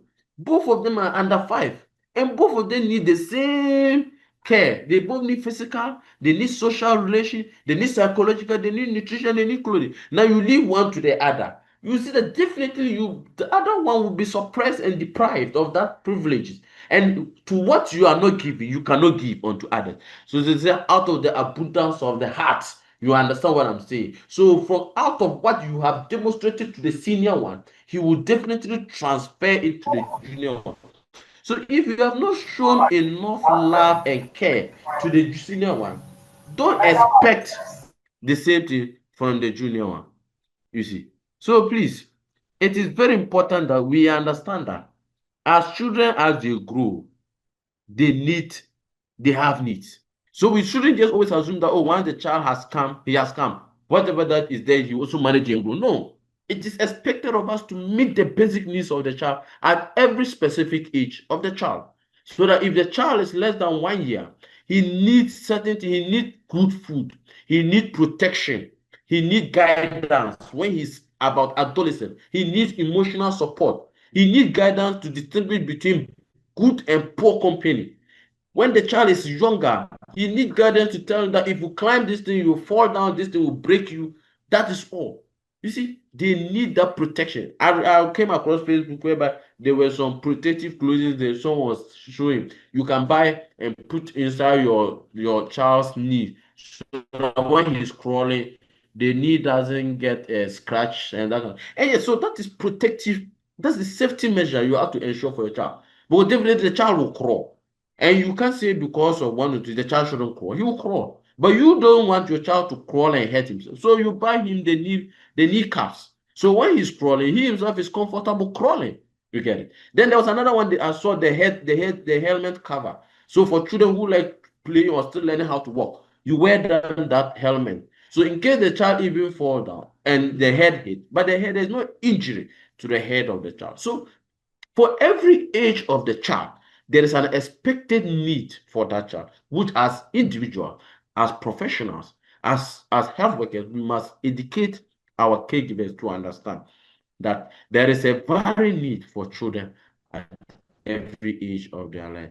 At this point in time, I already spoke about our role as professionals, whereby I said that as professionals, it is inherent in us to understand the patterns and the processes of growth and be able to transfer them to clients, guiding them to distinguish between the different developmental milestones of their children and what to expect and how to behave towards their children for their children to develop those milestones. For example, you are expected as professionals during the point of discharge of your client to walk the client through the stages of development, at least for the first 6 months, that the child will be away. It will be developing for the first 6 months, including immunizations, including safety tips, including protective mechanisms, including maternal preparation herself, how to handle herself and protect herself and also protect the baby. As professionals, that is what we do. So we call it what? As a helper, you are supposed to be promotive, preventive, and be interventive as well. So that at the end of the day, the child growth and health will be paramount. All right. Now, play. I think this is the last concept for the day. After this, we'll call it a day. And it is the very important part of a life cycle of a child. Very significant. Everybody like play. Even as old as we are, we like to play because when we meet our mates, we play. And those plays brings us joy. It brings us satisfaction. It brings us peace of mind. It brings us happiness, excitement. And that is what play is. Play is supposed to bring joy, satisfaction. But you can realize that in our generation case, they are hyperactive. And most of the time, they are playing become dangerous and can lead to unexpected outcomes. And that's why it is boiling on the need of the parent to make sure that there is safety for that child so the child can have a very safe environment to play. And if that child have a very safe environment to play, that child will definitely develop and the well-being of the child will be unique across his ages as he grows. Because playing in children is a very, very, very significant tool in improving cognitive memory. Imagine you give a 3-year-old child blocks to build, building blocks, His ability to think out what to use that blocks to build, whether a house, a car, and whatever, is a problem-solving skill. He's learning how to think and solve a situation by using the resources available to him. And by doing that, he's also developing his motor sensories. The CODeL ability to pick this block and put it on this block and pick this and put it on this. You see, and whilst they are doing that, sometimes if there are 2 or 3, they are interacting. So this one tells him that you instead of putting this, you put this one there. And that will call a social support system. They are learning to help each other and support each other to achieve a universal common goal. And that is the significance of play. So we say that for every child, play is the primary way they learn about the world. They learn trust from play, because if he is playing with his friend and he's misleading, he gets to understand that yes, as human as we are, we can always be misled. And sometimes they are doing that, and when that particular friend says something, he will say, no, what you are saying, I won't do it. Because he has learned that one. He cannot trust that person. You see, they learn social norms, social rules. I remember kids playing, they play father role, they cook food, use a chance, a concours and things to cook food for their children. Children in quote, that kind of, and they're developing skills of family role play. Okay, developing coordinate sensitive skill, how to someone will pick a small toy and call it my baby. He's pampering the baby, he's talking to the idol. Those are sensitive skills this child is developing, and they are very important because they help the child to build relationship. They build relationship among themselves and within themselves as they play within the parents. Okay, because you, the parent that is playing with this kid, you is building a relationship. He's getting to trust you or not to trust you. You see, and they're building confidence around their caregivers. Okay, while building social class values, and they're developing sensitive organs, cognitive, physical, and what have you. So for every child to develop, it's very, very, very, very, very important coordinate. We talk of the motor, we talk of the sensory, we talk of the communication, and we spoken about the feeding. This four must be very vital as we go through the stages of development. And for a child to achieve them, there are different things that must come into play, different factors, including play and meeting the basic needs of that child. So as much as we are trying to help our client, we should also understand that it is boiling on we, the professionals, to guide them, guide our clients, share relevant knowledge with regards to how to handle their children at home, how to engage them, even in the times of difficulties of feeding. Sometimes you have to be prayerful before your child can even allow you to feed him or her. So please, it is very important that we as professionals understand this. Okay. I will give a take home. Yes, if you do not space out your children, it will definitely affect developmental milestone. That is very correct. You are very right, because recommendably, parent spacing is three years, recommended by the WHO standard. And that is an adequate period for you, the mother, to build up your maternal stores. And so for you not even being able to build adequate maternal store and not being able to meet that both maternal and child nutrition requirement during pregnancy, definitely that child will already come up with certain challenges.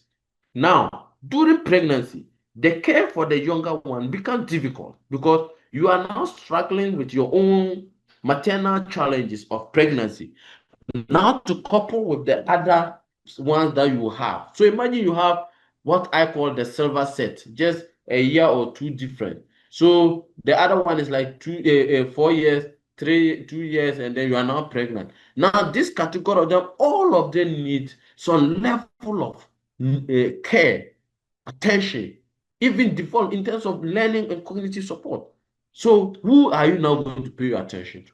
Is it the first one, the second one, or you are going to be concerned about your own self, who is still struggling with your physiological status at that point in time? So it is very important, you see, that we encourage our mothers to also space our children, to allow them to integrate very well with these children and nurture them very well to become better off in the stature we want them to be. And if you have elderly ones, maybe 10 years, 5 years, they are also capable of installing some kind of tender loving care in their younger generation because they have experienced it halfway and getting into adulthood. But you have some that are still at the tender stages of their development. It's very problematic. Can we have this take home on our next meeting that we discuss about the type of play materials that are suitable for children at these stages of their life? So as we prepare ourselves for within the week for next week, let's look at what at each stage of the child, at infancy, what is some of the recommendable play materials that are suitable for them, so that we can discuss it into details next week. Next week, I'm not going to do this particular take-home discussion. I'm going to call anybody at random to tell us about it, and from there we will all have a solid discussion on it. For the first 10 to 5 to 10 minutes, we'll look at it. So please, you can be called. I'm not being specific with it. Anybody can be called. So everybody should get yourself abreast and prepared for it, and then we will look at it. Yes. So watching of cartoons or animations has a direct impact on the cognitive development of children. That one is fundamental. What it does is that it rather affect their the speech development, because they listen more with talking less. And as they do more screen, they have less interaction with the human population. So if your child is doing screen and both interaction, it's fine, it helps, because there are, as I said, certain environmental, but depending on what you even expose the child to. If what you're exposing the child to is within their context of age specific, remember that even with the cartoons we expose these children to, they have specific age specifics. Some are for a teenager, some are for 30 years and above, some are for 0 to 6 months. So depending on what the nursery rhymes, those ones are just to help the child. Lullabies and those are help to help the child. Stimulate the child to rest. But be very cautious. I always say that one. Do not let the screen replace the human interactive phase. So you have to be very cautious. Your child is exposed to minimal screen. I have sat in church programs whereby I see parents upon entering church, they just open the cartoons on their phone and give to the child to sit down and watch while they participate in the church activities. Then I ask myself, why then did you bring the child to the church? I thought you brought the child to the church to learn the doctrines and the processes of the church, but you've now engaged the child in an outside thing altogether. So please, I'm not the type of person that encourages screen for children, because it has more disadvantages than advantages, depending on, especially within our settings we find ourselves. Other people share different opinions, okay, but this is my opinion, and that is fine. All right. Yeah, PJ Masks. I have a young man in my house who is a fan of it, and because he watches it now, he's even scared. Sometimes you ask him to go inside and bath, and he's scared, and you are wondering what is scaring him. Then we got to realize that it was this thing, so we had to take it off. And so these are some of the negative effect of these things on them, because some things are there that are really scary at their age. Okay, yeah. Please, any question, and then if no question. So if at this point I will just take 2 or so questions, and then we'll end the class here, and hopefully continue when we meet next week. Next week we'll be looking at feeding practices in children, if God bless. Yes. So next week we'll look at feeding methods. We'll look at feeding methods, and then the negative factors in child growth, as well as behavioral problems.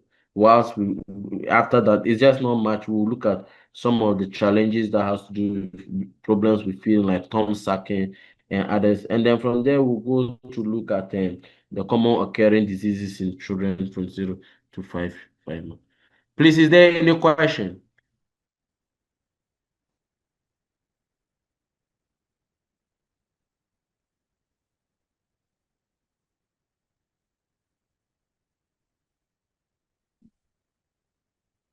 Is there any question? No, Okay. no, sir. All right. So if there's no question, I will thank you for your time and participation. And then I hope to see you next week. Do enjoy your week. Bye. Bye. Bye. Thank you. Thank you. Bye. Thank you, sir. Bye. Bye. Thank you.